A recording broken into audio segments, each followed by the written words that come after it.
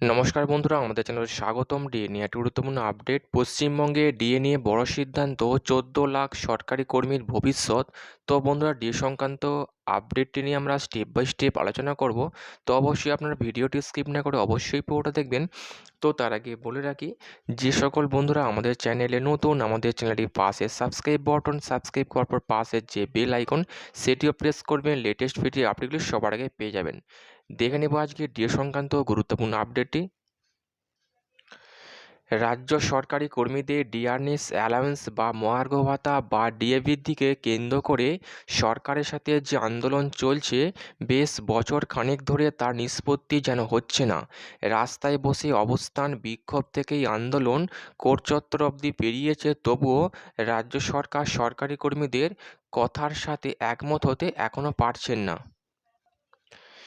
যেখানে কেন্দ্রীয় সরকার তাদের কর্মীদের জন্য মহার্ঘ ভাতা বৃদ্ধি করেই চলেছেন, সেখানে রাজ্য সরকারি কর্মীরা কেন্দ্রের সমতুল্য ডিয়ারনেস অ্যালাউন্স বা ডিএ পাওয়ার দাবি জানায়। কিন্তু রাজ্য সরকার মাত্র প্রথমে 2% ও পরে সরকারি কর্মীদের বিক্ষোভে অসহনের জন্য আরও 2%, মোট 4% মহার্ঘ ভাতা বৃদ্ধি করেছে।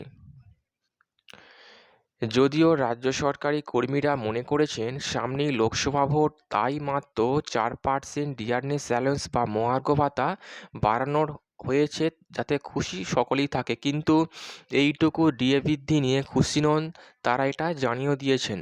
কারণ অনেক দিন ধরেই কেন্দ্রের হারে ডিএ বাড়ানোর দাবিতে তারা আন্দোলন করেছেন। সেই দাবি না মেটানো অবধি তাদের আন্দোলন জারি থাকবে। রাজ্য ও কেন্দ্র সরকারি কর্মীদের ডিএর ফারাক অনেক। যেখানে সপ্তম বেতন কমিশনের আওতায় কেন্দ্রীয় সরকারি কর্মীরা ডিয়ারনেস অ্যালাউন্স বা মহার্ঘ ভাতা পান 46%, এবং এটিও খুব তাড়াতাড়ি 50%-এ পৌঁছাবে।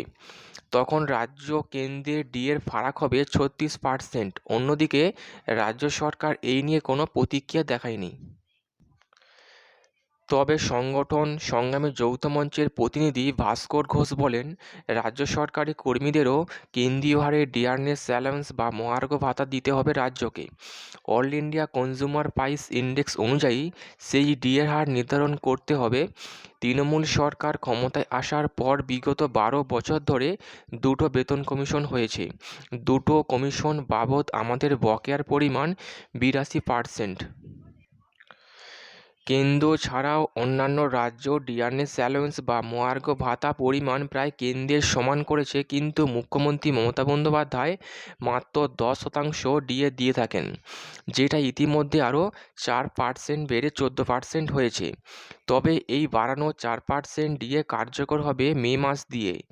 এই মূল্যবৃদ্ধির বাজারে বাজার দরের সাথে এত কম ডিএ নিয়ে পেরে ওঠা সত্যি কষ্টকর।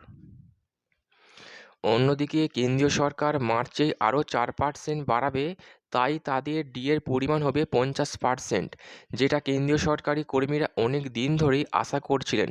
সেই আশা পূরণ হবে খুব সকল সরকারি কর্মীদের, কিন্তু রাজ্য সরকারি কর্মীদের কবে তাদের স্বপ্ন সার্থক হবে সেটাই চিন্তার বিষয়। তাদের দাবি 36% ডিয়ারনেস অ্যালাউন্স বা মহার্ঘ ভাতা বৃদ্ধি করতে হবে, সেখানে মাত্র 4% বৃদ্ধি করে বরঞ্চ রাজ্যের অর্থনৈতিক ক্ষতি টেনে আনছেন মুখ্যমন্ত্রী।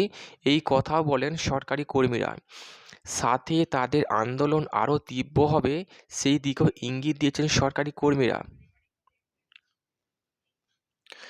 কর্মচারীরা অফিস যাবেন কিন্তু কোনো কাজ করবেন না। এছাড়া মার্চের 3 তারিখ একটা মিছিলের কর্মসূচি নেওয়া হচ্ছে বলে জানিয়ে দেওয়া হয়েছে। মিছিল চলবে সুবোধ মল্লিক স্কোয়ার থেকে রানী রাসমণি রোড পর্যন্ত। সেখানে সবার আয়োজন করবে সংগ্রামী যৌথ মঞ্চের প্রতিনিধিরা। মার্চের 6 এবং 7 তারিখ গোটা রাজ্য জুড়ে আবারও ধর্মঘট ডাকার চলছে সরকারি কর্মী মহলের মধ্যে। বিশেষ করে আন্দোলনে হুঁশিয়ারি আনা হচ্ছে সামনে লোকসভা ভোট, আর তার আগেই সরকারি কর্মীরা তাদের দাবি জানিয়ে আবারও সরকারের কাছে বুঝিয়ে দিতে চান তারা থেমে থাকার নয়। মাত্র 4% ডিএ বা মহার্ঘ ভাতা পেয়ে তাদের মন খুশি হওয়ার নয়। যতক্ষণ কেন্দ্রের সমতুল্য ডিএ তারা না পাচ্ছেন, এই আন্দোলন বাড়বে বই কমবে না। আর এমন তীব্র আন্দোলনের জন্য সরকার লোকসভা নির্বাচনের আগে কিছুটা হলেও সমস্যার মধ্যে পড়বেন বলে মনে করছেন সরকারি কর্মীরা। দেখা যাক তাদের এই গুরুত্বকে কতটা প্রাধান্য দেয় মুখ্যমন্ত্রী মমতা বন্দ্যোপাধ্যায়। তো বন্ধুরা, এই ছিল ডিএ সংক্রান্ত গুরুত্বপূর্ণ আপডেট। কেমন লাগলো কমেন্ট করে লাইক করতে ভুলবেন না। ডিএ সংক্রান্ত পরবর্তী আপডেট পাওয়ার জন্য আমাদের চ্যানেলটি সাবস্ক্রাইব করে রাখবেন। থ্যাংক ইউ বন্ধুরা ভিডিওটি দেখার জন্য।